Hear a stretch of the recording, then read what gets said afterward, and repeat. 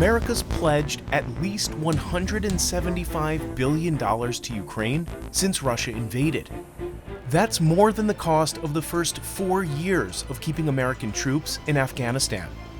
That includes military aid in the form of shells, tanks, rockets, cannons, anti-tank launchers, drones, and most recently, air support and missile defense systems worth $1 billion each. So, which weapons have proven most critical on the battlefield? And will the latest round of aid really help Ukraine in a war some have called a stalemate?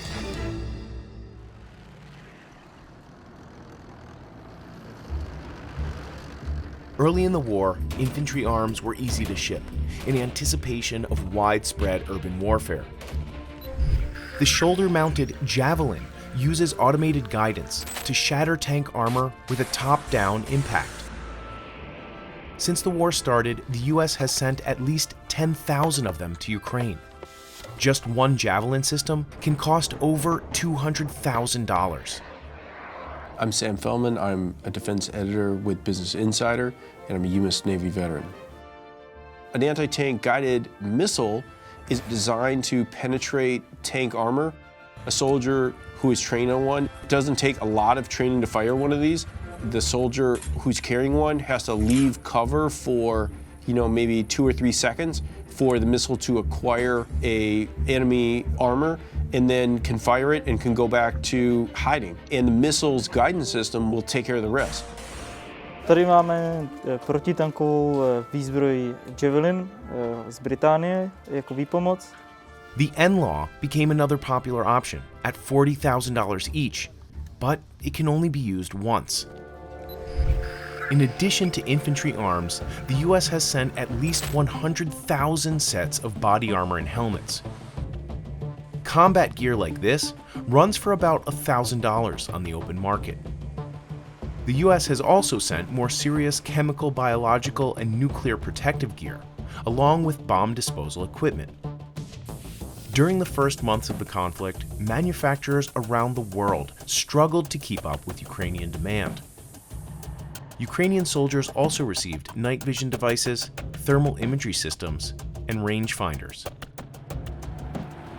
By the spring of 2022, Russian forces faced fierce resistance in key cities and pulled back east to resupply. That gave Ukraine some breathing room, but it's also when the reality of an extended conflict set in.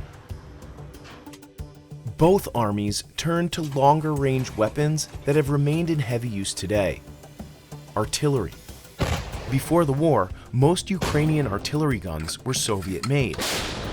Ukraine tried to produce cannons domestically, but it can take more than 6 months to make just one.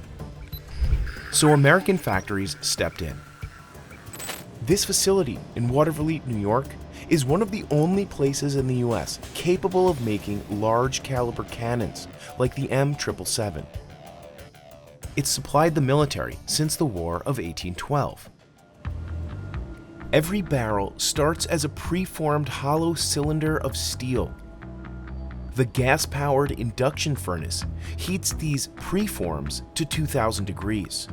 All the materials that we use right now are resourced within the United States. This machine, called a rotary forge, starts to shape the outer dimensions of the cannon tube. Then barrels go through a series of treatments that toughen them to handle firing thousands of rounds.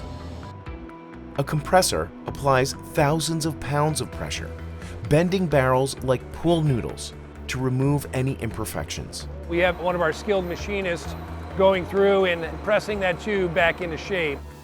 Workers use a bench grinder to round any sharp edges off the barrel. This part has to be done by hand. We call it the Rolls-Royce treatment. It really puts that final finishing touch, that craftsmanship to that barrel. As part of the inspection process, a technician uses a bore scope to look straight down the barrel. Now, it's ready for paint. Most military equipment has what they call CARC paint. It's an acronym that stands for Chemical Agent Resistant Coating. So it's specialized to withstand all different types of conditions and potential for chemical attacks or biological attacks. In another part of the factory, workers test every firing mechanism. This is when the crew would insert an actual round.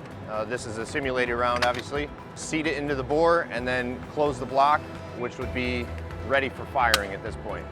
So they would fire the weapon, then they would go and open the block, and then remove the cartridge. Each barrel is engraved with key information. The details of the tube, where it was manufactured, the year, and the serial number. Every cannon tube produced here at Waterville always has the commander's initials stamped on the cannon tube, so you know when that cannon tube was produced during that commander's tenure. That tradition goes back all the way since the first time we produced cannon tubes early in World War I, 1917. The best part, AGF. And this factory in Pennsylvania is making Ukraine's most important ammo, the 155mm shells used in artillery guns. The U.S. Army is producing about 35,000 rounds of them every month, more than double what it was making before the war. 155s are the perfect balance between power and weight. They're shot from howitzers, which are basically a cannon and mortar combined. These massive guns fire shells high up into the air so that they drop down onto their targets. 155mm shells are small enough to fire up to 20 miles, but can still do serious damage. They're packed with 24 pounds of TNT and explode on impact, sending deadly shrapnel in all directions. Everything starts in the billet yard. Workers move steel rods to the next phase, the forge shop. 4 robotic saws slice the rods into 14-inch long chunks called billets. Efficiency is key to speed. Then they heat them for an hour at 2,000 degrees Fahrenheit. This softens them up so they're easy to shape. You couldn't possibly forge a billet at room temperature. We're basically turning the steel into Play-Doh. Then machines stretch and shape the billets into their final form. Another one adds a nose, which makes it aerodynamic. Comes into the press, it's still a tube. As it leaves the press, it's now a projectile. They're inspected and then fed to the production shop. Then the grand finale. Workers reheat the billets, then cool them in a 6,000-gallon oil bath. After some final lathing and polishing, workers hang the shells on hooks. Then they get a fresh paint job. The entire process takes about 3 days. After the shells are done, they take a truck ride to another factory that adds TNT. Then they're ready for the battlefield. It's there that soldiers will add the fuse and turn it into a lethal bomb. Even with a brand new 155mm factory built in just 10 months in Texas, Russia continues to produce 3 times more artillery shells than the United States. And despite high demand, towed howitzers have major drawbacks. In Ukraine, they take a long time to move after they're fired, putting crews at risk. But when it comes to ground warfare, tanks remain the apex predators. For the first year of the conflict, Western officials hesitated to supply tanks to Ukraine, saying it would take too long to train soldiers how to use them. U.S. Army tankers must complete 22 weeks of training before deploying with an M1 Abrams. These things can happen to you. You can get crushed, your arms, legs, and whatever it is. There's a lot of things that can go wrong in a tank. Nicknamed the Beast, Dracula, and Whispering Death, the M1 Abrams packs a 120mm cannon and mounted machine guns. It's considered one of the best tanks ever made. People who like big guns and loud noises, 1,500 horsepower engines and fire, I mean, that's how it draw me in. With a cost of up to $9 million each, it debuted in combat during the Gulf War and remains the U.S. Army's main battle tank. A 4-person crew operates the M1. The tank commander, the gunner, the loader, and the driver, usually the smallest member of the team. See these little dudes, they just fall right in there, huh? Those big boys gotta like crawl in there. As part of the training, soldiers also learn how to maintain and repair the tanks. The M1's 120mm smoothbore gun fires a variety of rounds that can destroy other tanks up to 3,000 meters away. So this is our M865 training sabot round. This is what we use to simulate our service sabot ammunition for training. Weighs approximately 35 pounds. The tank can hold 42 rounds total. Our service ammunition is designed to penetrate through enemy armor, and then it has a devastating effect on the inside of the vehicle. Back in Ukraine, with a limited supply of tanks, soldiers resorted to trickery to bait Russia to fire on decoys. But by early 2023, following mounting international pressure and weeks of negotiations, the tanks rolled in. Ukraine doesn't have extensive tank production needed by this war, and so Ukraine is very dependent on its Western partners for the supports to repair tanks and for new tanks. The U.S. has given 31 M1 Abrams tanks to Ukraine. If you factor in the ammunition and part support for the M1 Abrams, it's likely north of $200 million in support that the U.S. has provided in the M1 Abrams tanks. Including German Leopard 2s and British Challengers. That's a tank ground force worth well over $1 billion. So how does it compare to Russia's fleet? Russia is one of the largest tank forces in the world, and Russia's using pretty much everything it's got. Ukraine has received donated tanks from Western partners. Those are all very modern tanks. The M1 Abrams is a premier tank designed to destroy Soviet and Russian-made tanks, and my guess would be the Ukrainians wish they had more. They could certainly use them.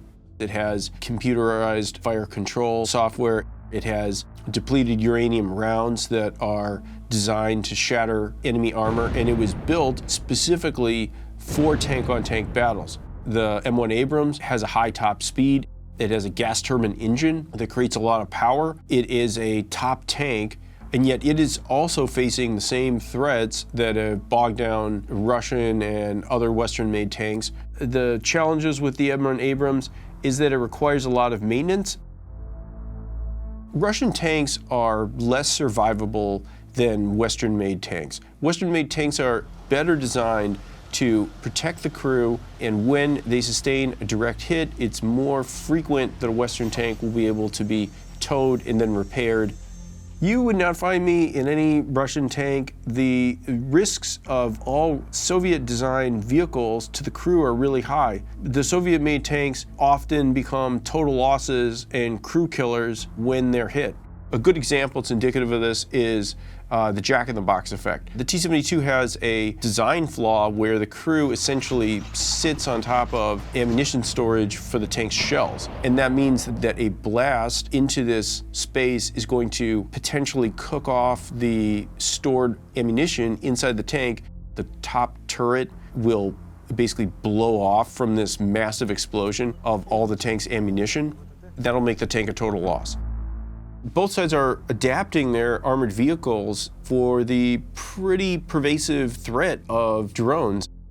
And so one way this is manifesting itself are these cope cages. It's like a welded netting that goes around the tank. This is designed to make it more tricky to land an exploding drone right on the tank's shell and blast inwards. These cages, if you will, kind of look like mosquito nets that try to keep the explosion a little bit further from the tank's hull. The other side of that is that drone pilots are becoming more skilled at getting around these and attacking vulnerable points. And the drones themselves are getting smaller and cheaper.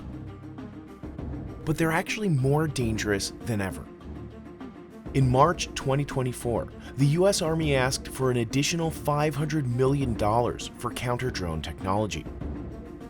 One US company has sent thousands of drones to Ukraine since 2022, including its most successful product. 3, 2, 1.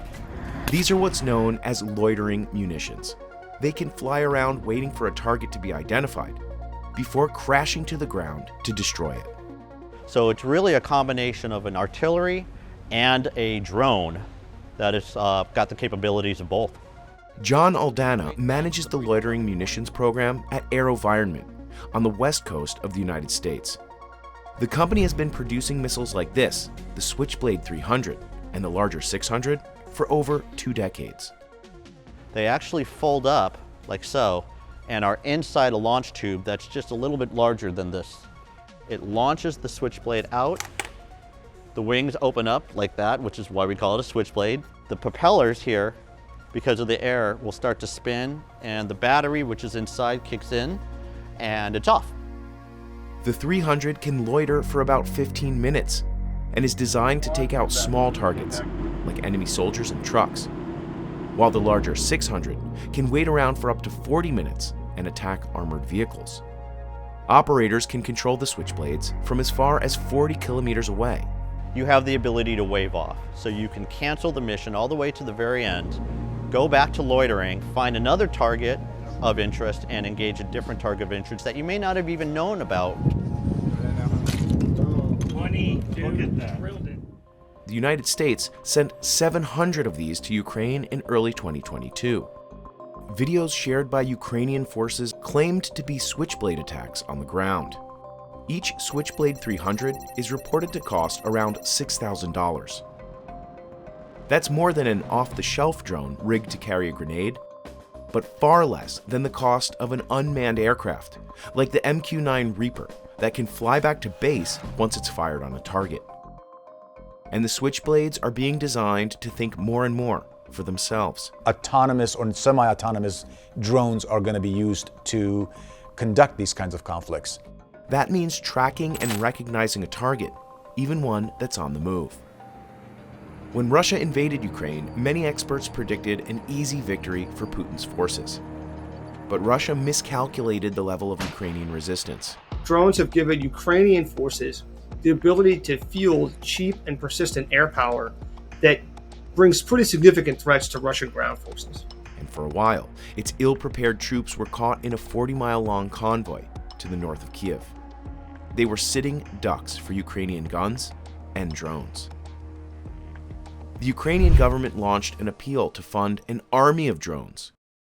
We call on the service of Ukraine all the simplest drones, which you use to shoot nature. And teams of civilian engineers have adapted large numbers of off-the-shelf drones for the battlefield. Some, like this one, can grip and release small grenades. Social media transformed the drone into a symbol of heroic Ukrainian resistance.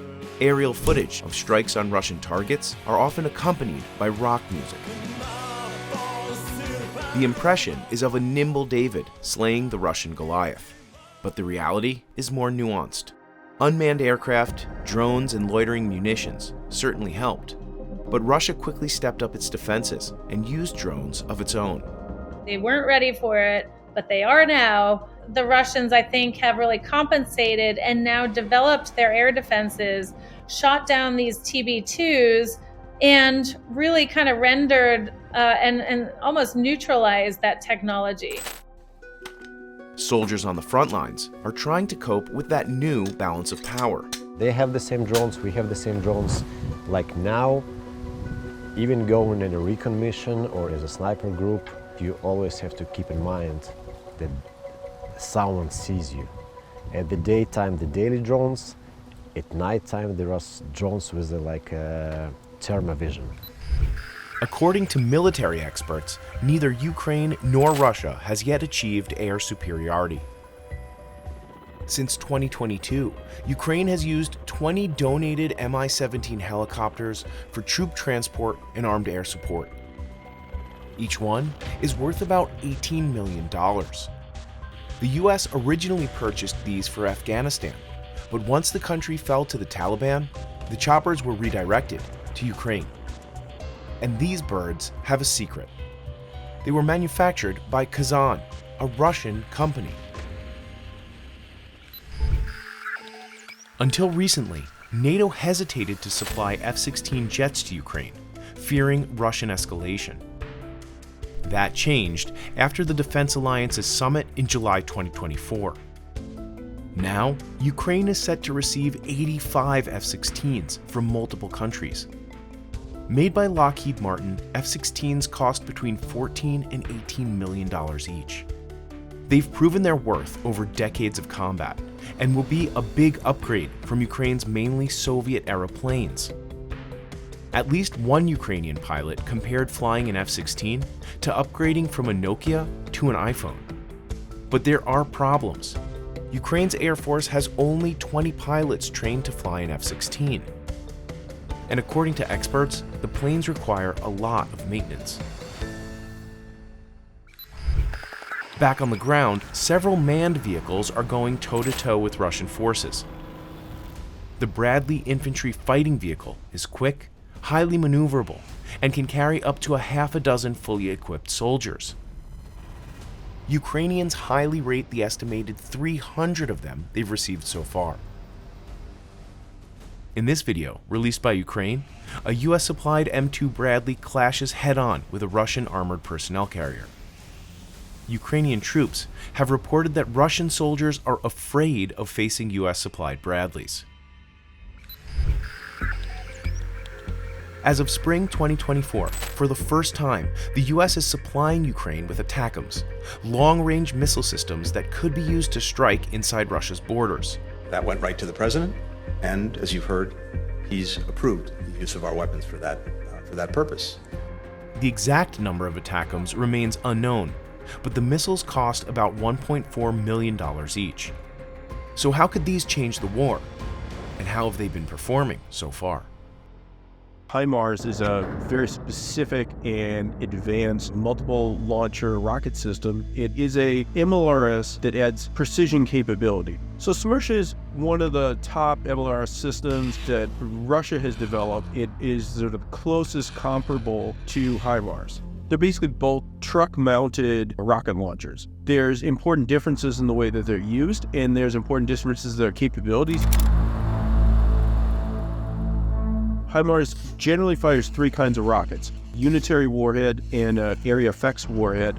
Those ranges are about 50 miles, and it's able to fire 6 of those at a time. There is also a way that instead of carrying six rockets, it carries one rocket. In this case, it's actually what's called tactical ballistic missile, known as ATACMS. And ATACMS has a 190-mile range. ATACMS is a much more expensive system.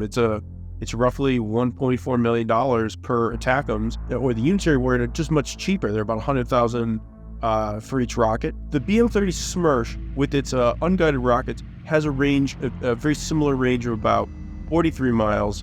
With its upgraded rockets, which are called Tornado S rockets, they are navigation system aided. Those have a range of about 74 miles. That exceeds the range of the comparable HIMARS unitary area effects warheads. Precision is a major differentiator in evaluating these systems. HIMARS is a highly precise system. It essentially has a evaluated accuracy within about 2 meters. You could target it for the front of a Humvee and it might hit the rear door. The BM-30 SMERSH, with its upgraded rockets, which are called Tornado S rockets, the Russian manufacturer Rostec says that it's much more accurate than previously inertial navigation system guided rockets. Can we quantify that? No. We are only seeing some of the usage in Ukraine. It seems to be fairly limited usage. HIMARS has about a 4 to 5 minute reloading time. The way that crews typically operate, once they fire the rockets at a launch point, they are what's called shooting and scooting. So they are getting out of that area and they are likely going to a resupply point.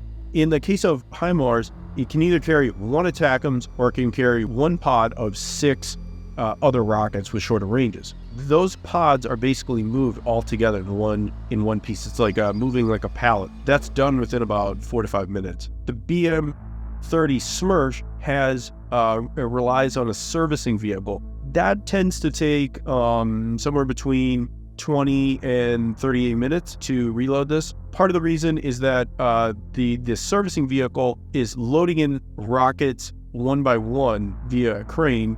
So instead of moving one pallet like HIMARS, it's moving 12 individual rockets. The HIMARS system allows the crew to be much more efficient to be ready for that next fire mission sooner. The BM-30 SMERSH has a top speed of about 37 miles per hour, and the HIMARS has a speed of around 53 miles an hour. Part of the reason for that is that HIMARS is a lighter system. HIMARS only carries 6 rockets. The BM-30 carries 12 rockets, and so it's just a heavier truck. It carries a heavier load. These systems are not defined by ground speed. They're not tanks that are trying to shatter through lines or Bradley infantry fighting vehicles that are carrying troops. The speeds of the vehicles allow for more readiness to be ready for more missions. We don't see like direct video evidence that the HIMARS has come up directly against BM-30 MLRS. The U.S. has supplied 39 HIMARS launchers and the artillery, rocket artillery they need. They've been employed by Ukraine for 18 months. Russia's lost a huge number of MLRS, well over 300 different vehicles, and those include the BM-21. There are 2 BM-30 SMERSHs that have been destroyed. About 80 BM-27 Uragans have been destroyed. It seems like there's 2 things going on. The first comes down to the Russian satellite navigation system, GLONASS. We know that GLONASS is not as accurate as GPS. That may be contributing to the lack of observed pinpoint accuracy. It also is likely a failure of intelligence. The system of Russian targeting seems not to range much deeper than the Ukrainian front lines. Instead, Russia's mainly used its rockets as area attack weapons. Researchers have found evidence that the Russians fired them at volume into Kharkiv, the country's second largest city. And this kind of encapsulates a Russian employment of MLRS. They use it primarily as an unguided brute force weapon.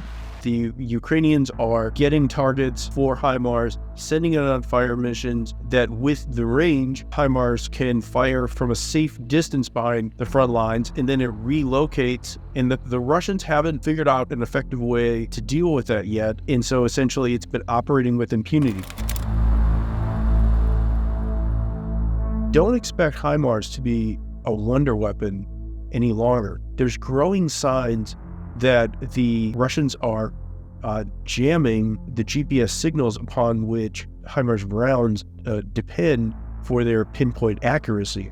The Ukrainians, with a much smaller artillery arsenal, depend on accuracy over the volume of fire that Russia can command.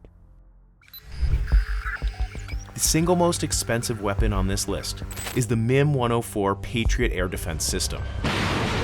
The $1 billion Patriot is a ground-based mobile surface-to-air missile battery that can down crewed and uncrewed aircraft, cruise, and ballistic missiles. So far, the US has provided Ukraine with just one.